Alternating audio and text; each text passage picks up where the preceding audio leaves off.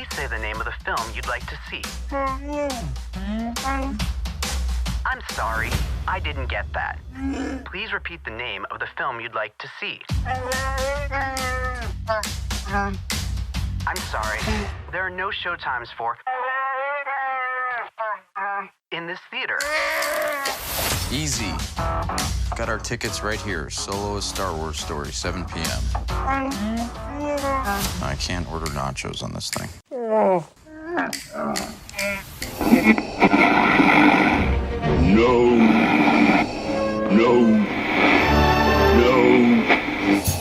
Yes, that's it. Listen. Live from the forest moon of Endor, Radio Free Endor, Star Wars podcast, bringing you news and reviews from the galaxy far, far away. Hello, welcome to this special episode of Radio Free Endor with Solo in Atlanta. With me is my good buddy Paul. How you doing, Paul? All right, mate. How are you? Yeah, not bad. Cool. Not bad. Now we're back. Now we're online because Paul just had some problems with his Skype and I'd call it a meltdown. yeah, IT man. Yes. Fixed it. sh.it. Yeah. Yeah. So what we've done is we've come on just to give a bit of an intro because our good friend Jonathan Bell, who went to see Solo in Atlanta, just for us, just for us, and he's with his mate Ben, and he's seen the film and he's sitting in a restaurant ordering some food. So you might hear some clatter of knife and forks and stuff like this, and people moving chairs and stuff like this, and the Cantina band playing in the background. But it's all atmospheric. It's there. It's raw. It's raw. We like raw, don't we, Paul? Yes, we do. We do. Yeah. So he was kind enough to record his thoughts. And his friend Ben, of course, and send them to us, and we'll just come on at the end of it. But anyway, do you know, Paul, I was just looking, because there's been a bit of a time difference between him sending this and when we're publishing it, is that even though Solo is an absolute cracking film, man, it's not doing very well, is it, Paul? No, there's, like I said, the backlash has continued from The Last Jedi, hasn't it? So it's But like I say, I've not seen it yet myself because I know nothing about Star Wars, as you know. But obviously on your recommendation, you say it's a cracking film. It is a really good film, yeah. Like I say, sit in isolation. It's there. So what we'll do, Paul, while they order the food and get some beers in, we'll just head over to the opposite side of the canteen, get some bevies in ourselves and have a bit of a listen. Oh, yeah. One's a blue milk. 2 blue milks, please. I'm gonna be a pilot. Best in the galaxy. Heard about a job. Big shot gangster putting together a crew. Who are these guys? Han Solo. Lando Calrissian. Whoa, is that a wookie? On May 25th. If you come with us, You're in this life for good. you in? That's yes. Solo, A Star Wars Story. This film is not yet rated. Welcome to a special episode of Radio Free Endor. My name is Jonathan, and joining me is Ben Howe. Thanks to Jamie and Paul for allowing us to record this for the show. Hopefully there won't be too much noise. It's very quiet in this restaurant, but we've ordered our food, so hopefully not many interruptions, or hopefully the table won't cause too much problems. So first, since this is Ben's first time, I guess I just wanted to give your brief introduction to Star Wars, because we're a different generation. So just tell me a brief. Yeah, so Star Wars for me, I'm an OT fan. It's my kind of earliest childhood memory. I was 5 years old, and actually the math doesn't actually work out, because the movie came out in 77, I was born in 73. So I was probably 4 years old, but I have vivid memories of the opening crawl and the trash compactor scene and the escape from the Death Star, and I remember the scene at the end, the cantina scene and the medal ceremony, and just triumphantly singing the song all the way home on loop, And we stopped at Walmart and bought action figures, and I was marked, man. I was a fan for life. So I've been a fan since the very very early days. I went through the dark times like many of my compatriots that are my age. I'm 44 now, and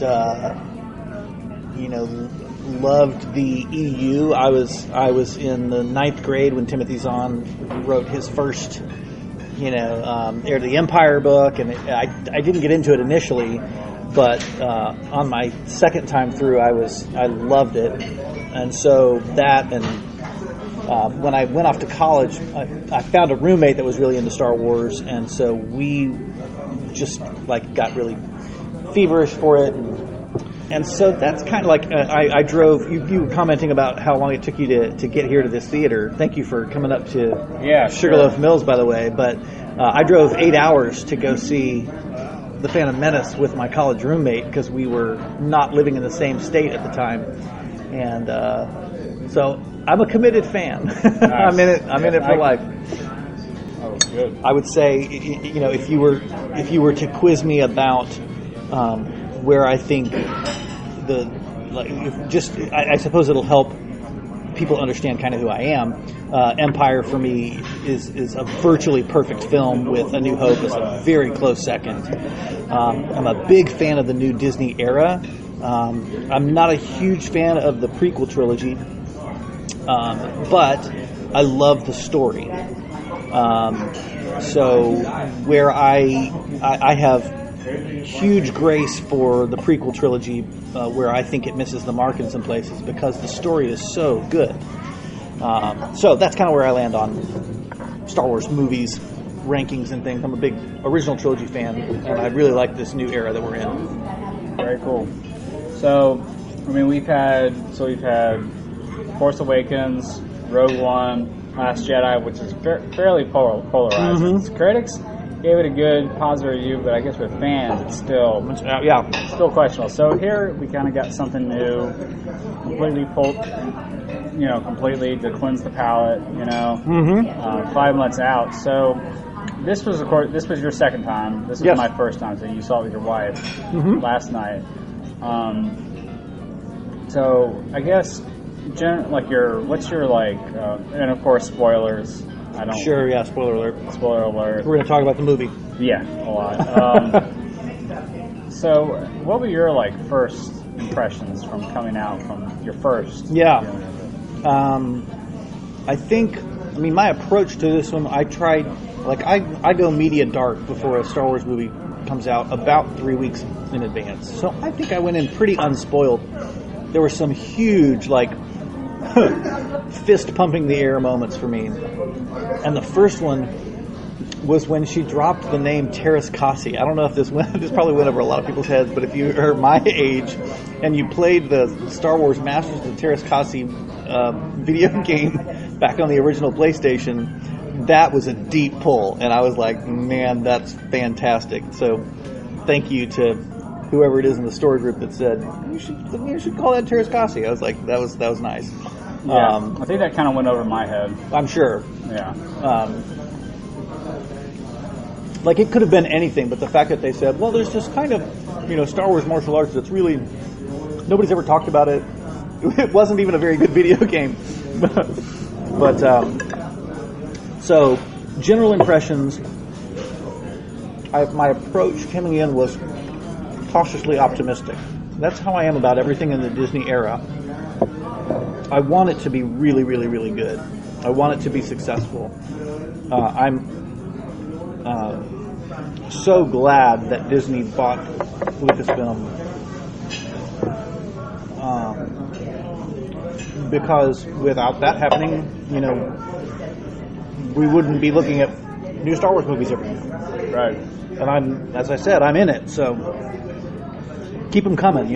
I am a little concerned about oversaturation and the machine of Hollywood sort of watering down the things that are really important to me. But at this point, I'm still good with what we're getting. Yeah. cool. Yeah, definitely agreed on those points. I've only seen it once. I definitely want to see it again just to kind of get more out of it. But I was definitely impressed. Definitely kind of felt like a Rogue One, where it kind of taken us back to some basics, to some era that we had kind of grown up. Because even though I'm not an OT generation, I still grew up with those gold VHS boxes, seeing the behind the scenes before each time you see in the movie. I would never fast forward. I would watch the behind the scenes before. I'm eager to see some behind the scenes from this movie. Oh, for sure. Yeah, so overall, really enjoyed it. I definitely want to get more into the different little aspects of it. A great little cameo at the end. Fantastic. They did manage to put a lightsaber in. I didn't think they were going to, but like Rogue One, they did it at the end, and then they did a little bit of it also in the climax. We had some of those lightsaber blade kind of thing. I would say, I'm guessing that might be, I wonder what they call that. I wonder if it's a vibroblade or if a vibroblade is still kind of something different. But yeah, and then they still have like actual swords. Oh yeah. So I guess with that said, I guess I wanted to get really the biggest thing people have is how is living up to Han Solo. That was like the biggest thing. Alden Ehrenreich, who I'd only seen from. Did you see Hail Caesar? Yeah, that's the only thing I've seen of him. Me too. I thought he was terrific in Hail Caesar. And I would say I thought he was a terrific choice. I've loved him in the trailers. I would say the dude had an impossible job. The shoes were too big to fill. And that's not to say that it's a total failure. But on some level, like, it didn't connect for me. On some level, I struggled to connect it with the Han Solo that I know and love. And it's not his performance. His performance is terrific. And it's not that that he didn't do a good enough Harrison Ford impersonation. I didn't want him to do a Harrison Ford impersonation. Yeah. I wanted him to do his version of Han Solo. What it is that he's not Harrison Ford. And I have such deep affection for that character and that actor in that character that I don't think anybody other than a young Harrison Ford would be capable of delivering for me exactly what I would want out of this movie. That being said, his performance is terrific. It's right on the mark, and the writing for him is really good too. I love the dialogue and the story structure and lots of things about it. For me, though, like the standout performance is Childish Gambino, whatever his name is. Billy, not Billy D. Donald Glover. Donald Glover, He's fantastic. Oh yeah, he was great. Yeah, I agree on the Han Solo. I think he had impossible shoes. I mean, I heard on this other podcast how they were like, they didn't really want to see. They were uneasy about seeing it because they felt like it would be almost like a betrayal or some kind of something of seeing someone else. I mean, he's already shorter than Harrison Ford. Right. They don't. I mean, it's with Hollywood magic. They don't make it. They make it sound like. They make it seem like he's tall. Like he could be Harrison Ford, who is at least 4 or 5 inches taller. Yeah. Alden Ehrenreich, but movie magic. I mean, look at Tom Cruise. Right. I mean, if you've seen that one with the love interest in the Mission Impossible films, what's her name? The Swedish actress. Yes. She's like, I think she's like an English. I think she's like an. We're doing great, thank you. She's like I think she's like an inch taller than her.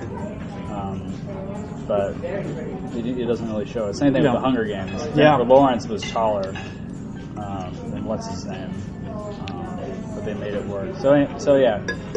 Overall, I really loved the interaction he had with all the other characters. But yeah, right. It was to do like an Harrison Ford impression, but not be. It would have been a mistake, I think. And I really think Ron Howard did a great job. I think Alden Ehrenreich apparently he was having some issues with like acting or something. So I guess they brought in someone to kind of show like the best ways. It seemed to me like there were really strong moments where they were like, okay, this is a Han Solo moment. I'm trying to think of one. Most of them are probably in the trailer. But just the wry smile, the kind of smirky response when he says, I got a good feeling about this. Or the line with Kira when he says, what's that? That, to me, felt very intentional about, okay, we're really going to channel Harrison Ford's performance of this.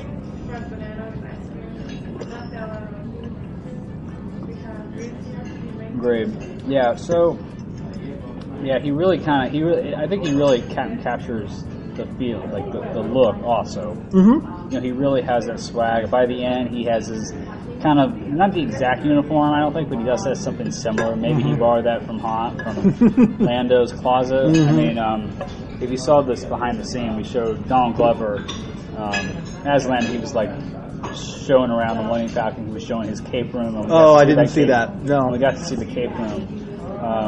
That's funny. I got to see the Falcon. I saw that on your Facebook. Yeah, I'm so jealous. That was very cool. It was free, and it was like there was a lot of people there just kind of going through. Wish I would have gotten some more pictures of me doing more interactive stuff with the place, but if that's still, I don't think it's still available anymore, but I know it's touring the country, I'm sure. Yeah, I know it was in Kentucky. I missed that it was coming to Atlanta. I was trying to find the schedule, I couldn't. Yeah, it was right near Braves Stadium. My first visit to, not a big sports person, but Star Wars will get you out there. Yeah, the same way. If anything was going to get me to a baseball game, not that I've seen the Mets a few times. I like baseball, but anyway. I thought Lando was the other big question we had coming in. How would Donald Glover portray him? Mm-hmm. And I think just from the trailers, I was already, of course, cautiously optimistic, but I was already really kind of digging his Lando just from the trailers. Dude, his first line, before they kind of show his face, but you hear his voice talking, I mean, it's spot on Billy D. It's maybe not as good as Billy Mack's voice. Oh, yeah. Billy Mack does. Oh, yeah. So Billy good. Mack at Rail Force Radio. He's really good. But yes, Donald Glover's Lando voice when they first introduced him, he had the inflection just right. All of it was perfect. Agreed. I mean, he really has that suave. Yeah. Yes. I could really see him kind of going into what he became when we saw him in Empire, and then his arc he had in Return of the Jedi. So let's see, who's the other? I guess we should get into Kira, played by Emilia Clarke. The last movie I saw her in was Terminator Genesis. Not a great film, but I still have a penny from her performance in Game of Thrones, in which she's become. She's a megastar. Yeah, I mean, she went from like supporting character to like leading in just a few seasons, and I really think she brings the great foil, I would say, for Han. She's a great person to work through. In the trailers, I could kind of see what they were doing, and they do this in movies where they try to youth up them in the beginning of the movie, and even you can kind of see, oh yeah, they're a little older than that, but you can kind of see movie magic kind of does that. And I wasn't quite sure. We knew there was going to be a job. I mean, it was really a job at the beginning. Yeah, and then in the middle. Then they even did a little thing where it was kind of like the trailers, like there's a big job in Tatooine, you in? That was in the trailer. I mean, adapted into the trailer. That's another example of like adapting. Trailer manipulation. Trailer manipulation. It wasn't going to be for later. But yeah, I think Kira was a really cool character. I'm really glad. She's definitely her own woman, I guess you would say. But definitely a strong, really lead. And I mean, just by the end, I mean, just with Paul Bettany, another great actor. She was really playing off of each other, and just by the end, I mean, we had some double crossing, we had some triple crossing or something. Yeah. And just seeing her, actually, I don't know if we want to get to it now, but just the fact that she's working with, like Darth Maul is, like, above Drax. what's his name again? Dryden. I want to say Drax from Guardians, but Dryden. And Paul Bettany, we just got him from Vision from Avengers, from the Avengers films.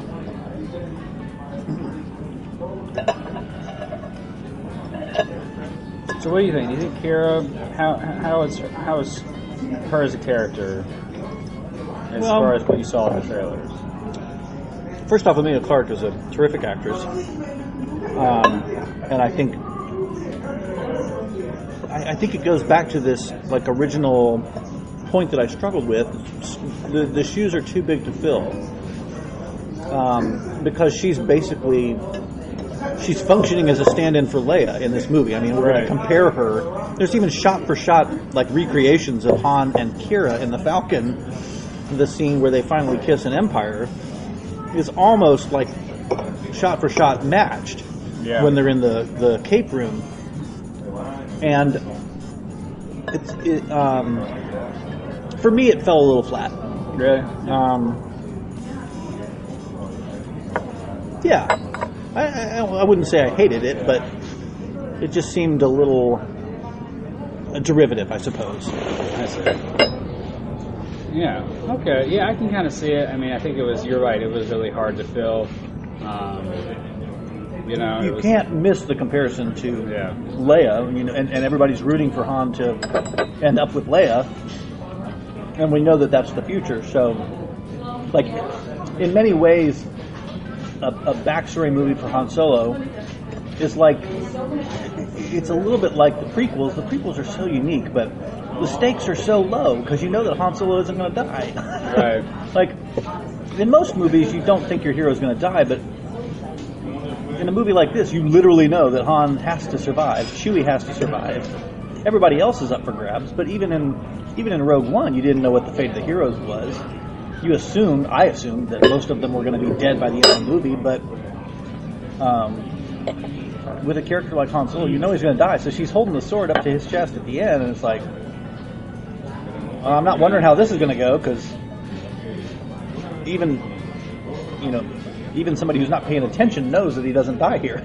So yeah, and really, I mean, even if we didn't have the original ones, the way the scene plays out, even if I wasn't sure about Han Solo's, the storytelling, the filmmaking suggests that she would do it. Like, it's just very, I wouldn't say cliche, but a little bit. Yeah, you could say cliche. I think predictable might be a better word. Predictable. You could see it coming. Yeah, even if we hadn't had Star Wars, and I think that would have been like that would have been. It definitely would have been surprising if we didn't know Han Solo's real thing. Yeah. And generally, movies just don't really want to pull a fast one like that, I mean, we had what about Beckett? What do you think of him, Woody Harrelson? I love him. I'm a big Woody Harrelson fan anyway. Same. And because he's a new character, he doesn't have any of the baggage that Han Solo has. He can surprise me. He can. Surprise is a big deal to me in movies. Like,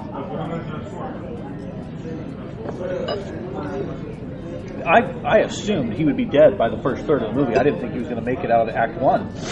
Really? Yeah. I mean, I figured when we lost the other two, we would be getting him a little bit more.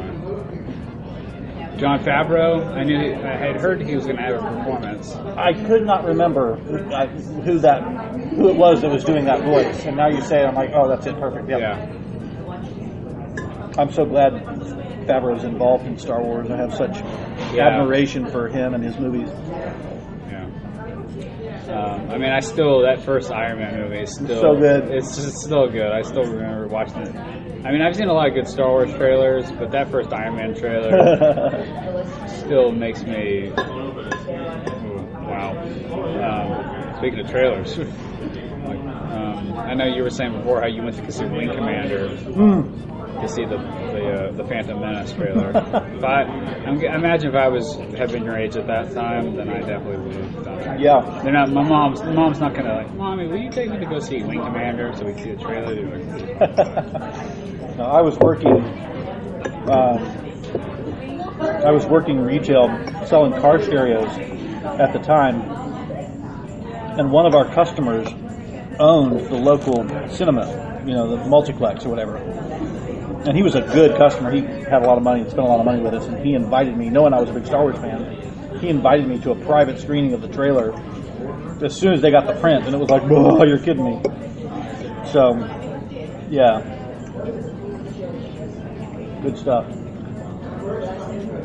Cool. So, what about the Falcon? I mean, the Falcon in of itself is a character in of itself. So, what were you hoping to see when you came into this movie? What were you hoping to see the Falcon portrayed? I mean, it's become so iconic over the years with the books, the video games, the movies, of course. I love this clean Lando Calrissian version of it. I love that it starts differently. Like, I would have been really disappointed if the first time we saw the Falcon, say in this movie, if it was as jacked up as it is in the original trilogy. So that was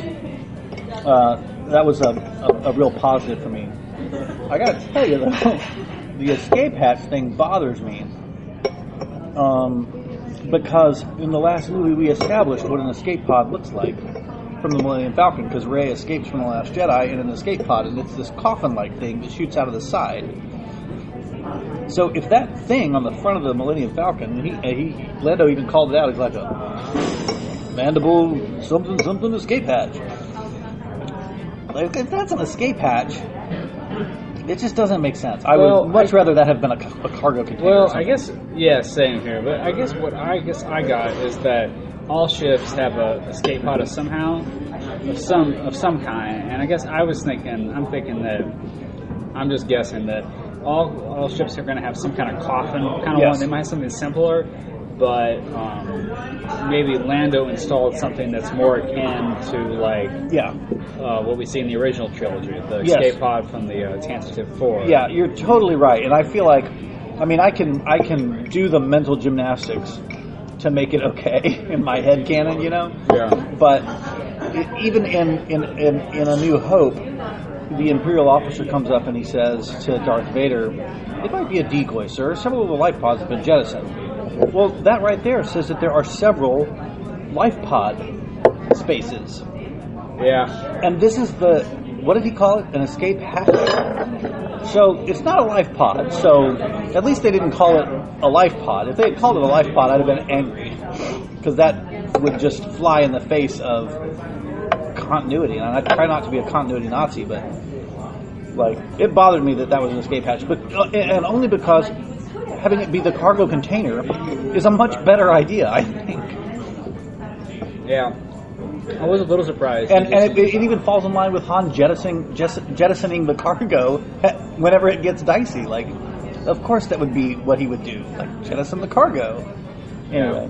I was thinking that maybe he would lose it because it would be damaged or something. Mm-hmm. There'd be a way of just, or like you said, maybe somehow weighing it down or something, and that would just be a way to get rid of it. Yeah.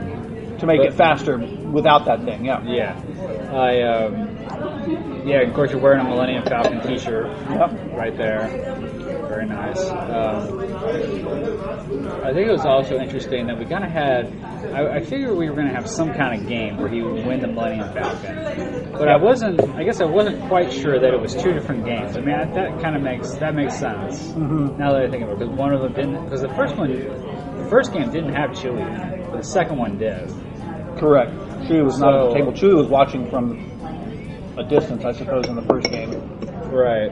But that was another component that, for me, I would have rather it gone a different way. Because basically, we never saw Han even lose a hand. He was, impervious to losing. And I think the only character in film that should never lose a hand in poker is James Bond. Oh. And I would much rather have seen Han lose over and over and over again, just consistently lose. But he's a big bluffer. He always bluffs big. He always goes all in and always loses his shirt. I think that's more interesting. I think it's funnier. But that's just me. But I really didn't like that Lando was just a straight up cheater. Yeah, that was a little bit. Let Han just be an honest loser. He bets big and he loses over and over and over again, and then finally in the end he wins, and that to me seems a little bit more rewarding. Particularly if Lando isn't cheating, that it's an honest loss and an honest win. That's what I think. So I guess because the next time, I mean, the assumption is, just from there is a hint that we could get some kind of sequel or a spin-off. Depend on the box office number. Yeah, it just depends on, are we going to get a Darth Maul Kira space for it? Yeah. Yeah, spin-off or something. But I think it's kind of assumed that the next time we see Han and Lando, it'll be in Empire City. It'll be on Cloud City, and he's like, after what you pulled, you climbed. Swindler, you got a lot of guts coming back here, or something. Or did he say coming? Yeah, we're good. You want to do that? No, I don't think so. I think I'm okay. Yeah, so...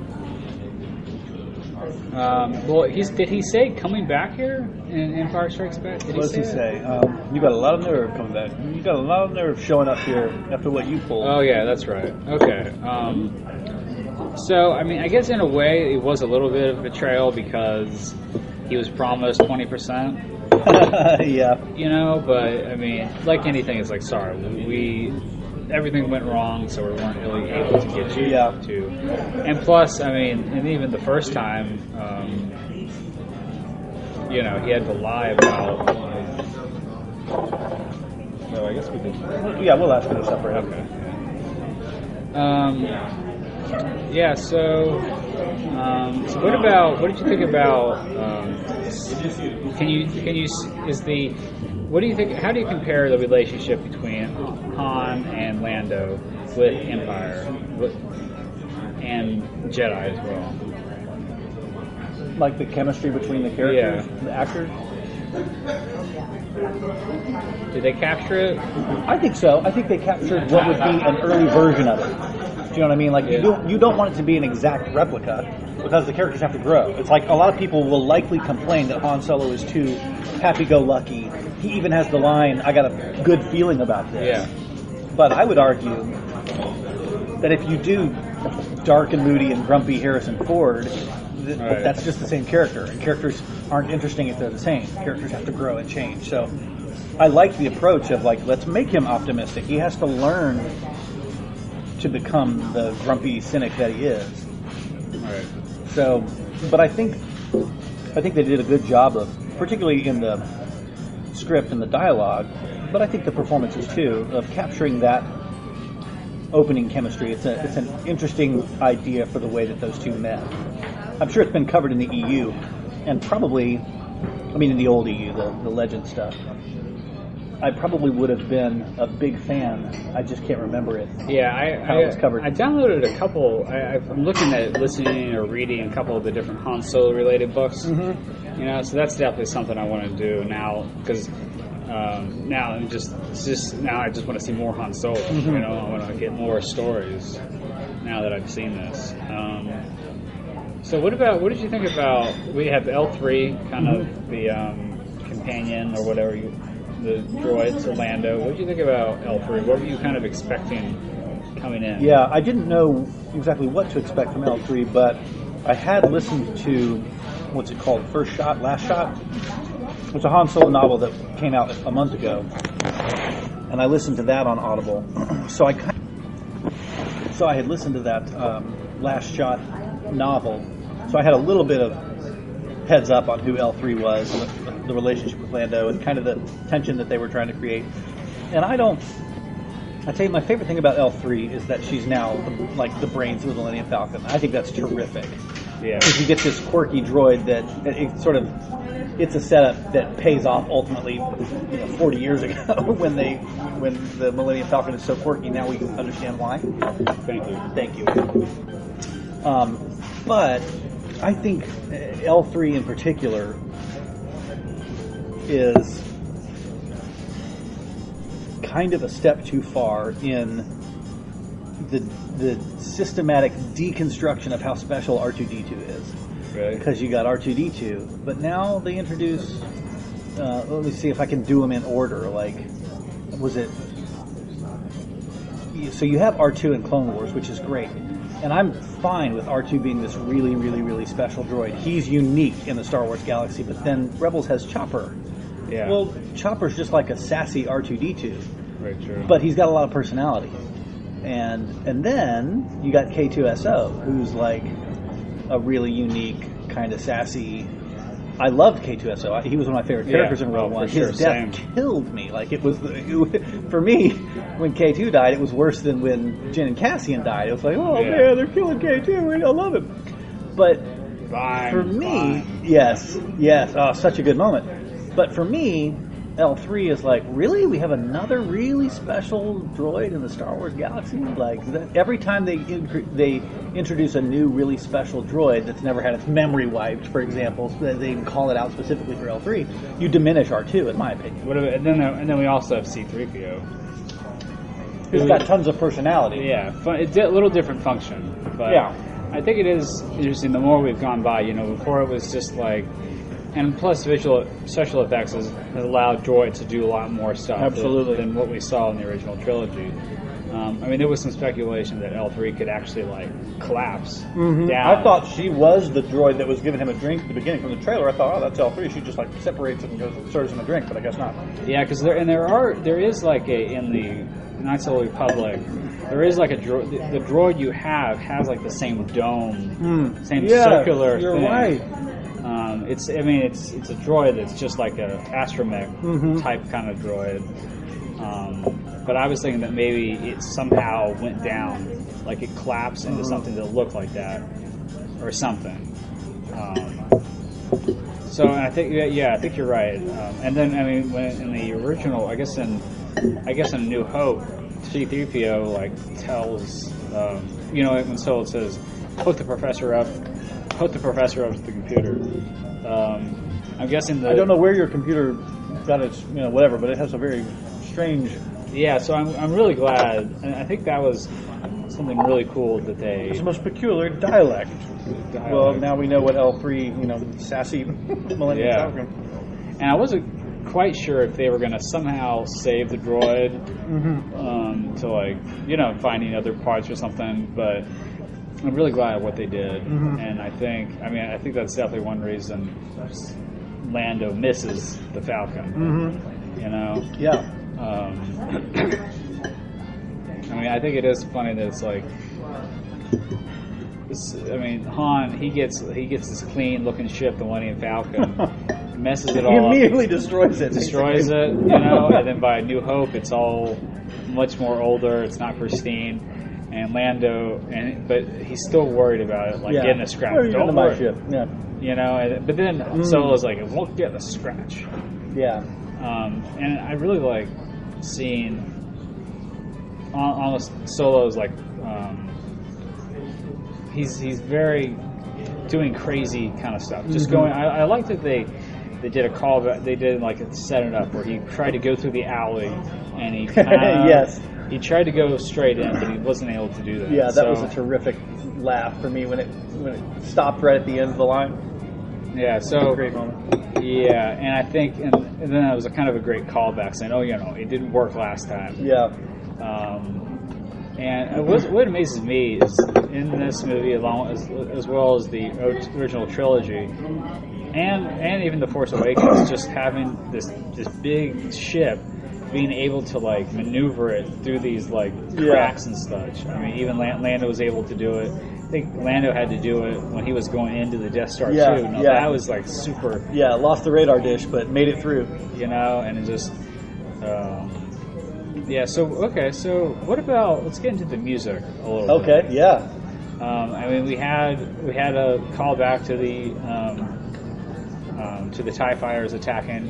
Yes. In fact, I really think there were a couple of exact cues, or it wasn't a new recording. I could be wrong, but I think you're right. When they were escaping from the maw, it sounded so precisely like the Death Star escape soundtrack cue, and I don't remember, but when Darth Maul appeared, was there the whatever the I don't know. I really think it was there. I want to listen for it specifically. Oh yeah, I got to see it again. I think it was there. It certainly felt like it was there. What else was there that was really I'm not sure.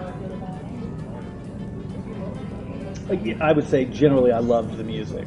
Yeah, John Powell, who's not as experienced as say like a Hans Zimmer or John Williams. He's only like 53 or something, and he did the Happy Feet films. He did he got nominated for best score for the How to Train Your Dragon films, which was a great score. Oh yeah, that is a terrific score. But yeah, because I was just looking him up earlier. Who did the Rogue One score? What was his name? Michael. Yes, Giacchino. Giacchino is how you say his name. Yeah. And he's terrific, too. I like the Rogue One score a lot. Agreed. But there was a credit, and I knew John Williams was going to be doing some kind of Han Solo. Yes, a new theme for Han Solo. I couldn't sing it to you. Yeah, me neither. I'm going to have to get the track. Yeah. Because I've gotten all the others. It's like the one exception that I make for like the hard copy. Yeah, like those are like basically the only like. That's so funny. It must be a generational thing. I insist on a hard copy of everything. Because a lot of the music I listen to is just like on the Amazon. Is the free like on Amazon Prime? Yeah. I've subscribed to like the Amazon Unlimited for the latest stuff. But but yeah, I mean, vinyl is back. And all that stuff. I am tempted to get some Star Wars vinyls or something. Yeah, my dad has a turntable. Yeah, there's some terrific Star Wars vinyl releases that include the digital download if you want to do it. Okay, so what about the effects in general? I'm a huge fan of visual effects. I think let's talk about like Neil Scanlon's creature design. I think that what Lucasfilm is doing with visual effects in their movies right now is like exactly where they need to be. There's nothing in the visual effects that popped out to me as that's CG. And I've got a pretty good eye for it. And here's my scale by which I measure visual effects. Return of the Jedi. Like if it looks as good as Return of the Jedi, then I'm in. Yeah. And the great thing is visual effects have now really surpassed that. Because even with thanks very much. Even with the classic trilogy, you've got matte lines and things that are a problem at really high resolutions. Like you couldn't see them on your old VHS tape, but what I really just long for is a proper restoration of the original prints at 4K, or whatever, that deals with a lot of the things the special edition was trying to deal with without CGI changes and additions. Like, let's go deal with the matte lines for real, because even on the Blu-rays of the original trilogy, you can still see matte lines, and you can still see transparent cockpits in the snow speeders and things like that. So I long for a proper restoration of the original films, what they used to call, in back when you would buy CDs, you would buy an old album that had been digitally remastered. Let's digitally remaster the original trilogy, and for that matter, do it with the prequel trilogy. But so much of the stuff in the prequel trilogy is clean because it's CG. Right. What we have now is like the prequel trilogy effects are clean because they're CG, but the resolution and the lighting and it just hadn't been mastered yet. So the visual effects that we have now are 10 years on, and they're virtually perfect. There are shots in the prequel trilogy. I think about Attack of the Clones, and it just always made me throw up when Anakin was trying to ride on the back of that whatever it was. Yeah, and it's clearly a CG Anakin that's like animation just hadn't gotten to a level where that was a believable shot. And so anytime CG isn't believable, it takes me out. To use an often overused phrase, but it bothers me. It makes me go, oh, that looks fake. So where we find ourselves today with visual effects, and I think this is largely, they can basically do anything and make it look believable. Yeah. And so now it's like, okay, do the visual effects serve the story, or do they hinder the story? Are they getting in the way, or are they helping? Are they pushing the story forward? Or is it just like a visual effects-gasm? And I think that Star Wars in general is at risk of becoming visual effects for visual effects' sake, which is exactly the opposite of what George Lucas would have originally wanted. Right. It's one of the reasons that I think the prequels in a lot of ways missed the mark, because he got so, in my opinion, I don't know this is fact, but it seems that George Lucas got so enamored with digital technology and computers, and I can do anything that my brain can imagine now, that he lost sight of his original vision, which, if you look at his interviews from the 70s, he's like, it's not about the visual effects, guys, it's about the story. And that's still true, whether George Lucas remembered it or not. So, I have no problem with the visual effects. I think they were all delightful. I just want them to serve the story, Cool. I guess, so what about, so as far as like some final thoughts, I think I love seeing Warwick Davis. Oh gosh, that was so good. I smiled when I was like, oh my gosh, that's and he's great when he goes under, like under the mat, when he wears the costume. Yes. But to see his face, is even better. Otherwise, I knew he was an Ewok. But we didn't get to see his expressions and such. And I think I'd love to see Warwick Davis. Great guy. I love that they had some Rhodians in there. I love that there were some of the guys from I don't know what their species is, but in Rogue One,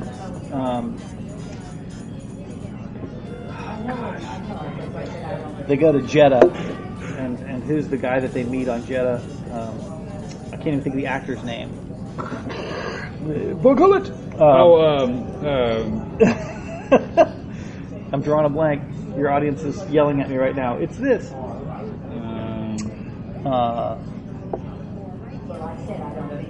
Saw Gerrera. When they go, there was a member of whatever the species is. Saw Gerrera has a number of these guys on his team, and they made an appearance in the Forrest Whitaker. Yes, Forrest Whitaker, Saw Gerrera. He had some people on his crew that same species showed up in this movie too. Okay. So like I often, in fact, there were Twi'leks in Dryden Voss's yacht. There were some Twi'leks in the background. So I love it when they throw in, particularly original trilogy, but callbacks from, like, I don't feel like they have to design a brand new creature for every shot. Yeah, that's one small criticism of the new. Yeah, there's no classic aliens. Yeah. Give me a Rhodian at least. A hammerhead. A hammerhead, yeah. Or a Thorian, as we call it. My generation calls them hammerheads. Hammerheads. Yeah. So I guess something else that really was kind of like an oh my. I think we talked about it before we started recording, right? About the about Darth Maul. Yeah. Huge jumping out of my seat, fist bumping moment. What a great shout out to fans of the Clone Wars. Yeah. So and we saw in the credits, Sam Witwer did the voice, and then Ray Park was back. Yes. The body. Yes. I don't know how all that managed to stay secret. I'm so glad that didn't leak. That I didn't know that was coming. I was really kind of had my fingers crossed that they would bring in Tam Morrison to do a Boba Fett. If they were going to do Boba, I assumed there would be a Boba Fett moment. And that's what I was. That would. But let's not just have it be in the suit. Let's have it be Tam Morrison. But we didn't get that. But we got Ray Park in the Darth Maul. I'm like, holy crap! Ah. Yeah, that was pretty. Wow. So I guess we're not, because in Rebels. We see Obi-Wan kill Darth Maul. Yeah. And we take it that's like right before like the events of Rogue One and A New Hope. Mm-hmm. So I was just looking online earlier about like where does this end up in the timeline? Yeah. So it's got to be somewhere like before Rebels or or during Rebels or something. And then I don't know. I'm still. Yeah, I tend to think. I want it to be. For my head, I want it to be 10 years before A New Hope, and I don't know how that lines up with Rebels, but in order for me to do the mental gymnastics required for Alden Ehrenreich to become Harrison Ford, I need there to be at least a little bit of time for his facial structure to change and for him to grow 6 inches. So It may not be important. Yeah, it may not be important, and I really would like to know where Lucasfilm puts this in the canon timeline. But yeah, because we know even from like the Clone Wars and such, the Maul has history with various gangsters. Yeah, with like the Death Watch and such. Yeah, I was curious. What was the name of the organization that Darth Maul was the head of? Do you remember? Death Watch, right? Well, yes, but in this, they kept talking about one of the crime syndicates. Crimson. Crimson, yes. Crimson Tide? Or is that something different? I think it was Crimson something. We're going to look like fools now when people listen to this in the future. But whatever it was, the organization that he was a part of, or that he was the leader of, I'm wondering if there was any reference to it in established canon prior to this movie. If there was any history of Darth Maul referencing that organization, or, because he did the Mando thing back in Clone Wars. If this is an outgrowth of his Mandalorian stuff, I don't know. If I'd known he was going to be in the movie, I would have gone back and researched all this stuff. Now I have to go back and be intentional about some Clone Wars viewing. Yeah, so it's Crimson Dawn. That's it. Okay. Crimson Dawn was led by Trajan Voss in the reign of the Galactic Empire. So yeah, we're not. I think I'm not surprised. I guess Vader. Not Vader. Maul. He has like the power and the skills to kind of like go with the food chain. He was able just to take over the Death Watch, and I guess he somehow. Before he went to. Before he went to Tatooine, before he hooked up with Ezra. Mm-hmm. So something happened when he between Death Watch and taking over. Yeah, and I feel like they dealt with it a little bit in Rebels, so I'm going to have to go just do like a Darth Maul viewing party. I got to watch the end of season 2 or season 3, whatever it is. Because I feel like by Rebels he was like by himself and such. He was just. He did say that he was on Dathomir. He said, bring the ship to Dathomir. Yeah. So we kind of know where he is physically located at this point in the story. So I don't know. It's good stuff though. No, it was good talking to you. Good meeting you. Yeah, man. We got some recording. Hopefully the outside voice isn't too bad, but I think it's fairly quiet in here, so I think hopefully we got some good audio. Hope so. Dude, it was a pleasure. Pleasure, and thanks again, Jamie and Paul. Hopefully this audio sounds good, and you'll be able to put it on the show or however. Okay, so, and for all the folks, follow them at Radio Free Endor, email them at radiofreeendor@gmail.com. I'm on Instagram and Twitter at Jedi Master J Bell. And Ben? Yeah, I'm I'm on Facebook, but I'm basically social media. I don't really do social media. I'm a little bit of an old fart, but good for you. I don't do Instagram, or I have those things, but I only use them when I have to like enter a contest or something. I'm get off my lawn. Okay. And I also use the Radio Free Endor Facebook page and so if you're go to that Facebook page, leave your comments about the show, about the movie.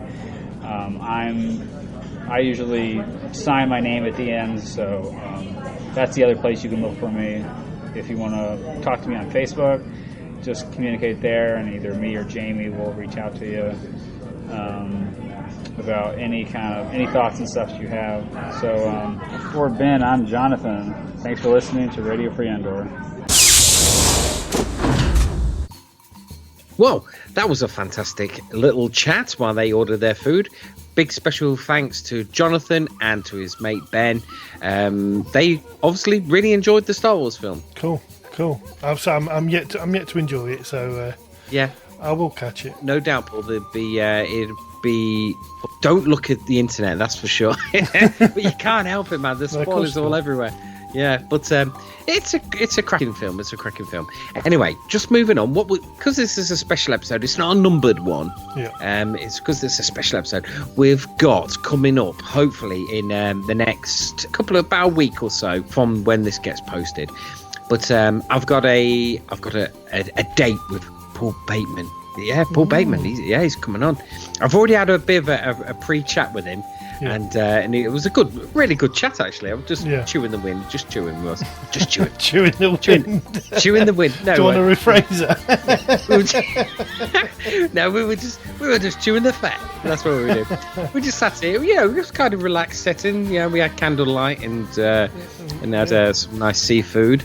And we just chilled and had a good chat for about an hour and a half, and I was late for work the next morning. And he was working on some top secret stuff. He couldn't say what there was or what he was doing. He's just working, and he lives in London, so he was going to bed really late, Paul. Well, yeah. His mum let him. He's in his bedroom there. So hope I think tomorrow morning I'll be giving him a bell and some speaking to him. So hopefully that'll be on the next podcast. Cool. We've got apparently we've got loads to talk about from what I hear from yourself there, from what you've told me today. So we've got loads to talk about. Loads to talk about with this. What we're going to do, like a mini review of Solo Ourselves. From Paul, and as well as Brian gave me his thoughts on it when I had a chat with him, so I'll be sticking that in, of course, and my own. And I also got some of did I put Christopher? I think I probably did, but I might have some more of Christopher. And then I went to a convention with Grant, and we recorded some stuff in the car on the way back, but it didn't record that well. It didn't record that well. No, but I'll have a sift through and see what we got. But loads to talk about what's happening in the world of Star Wars at the moment. It's not nice, Paul. It's not nice what's going on at the moment.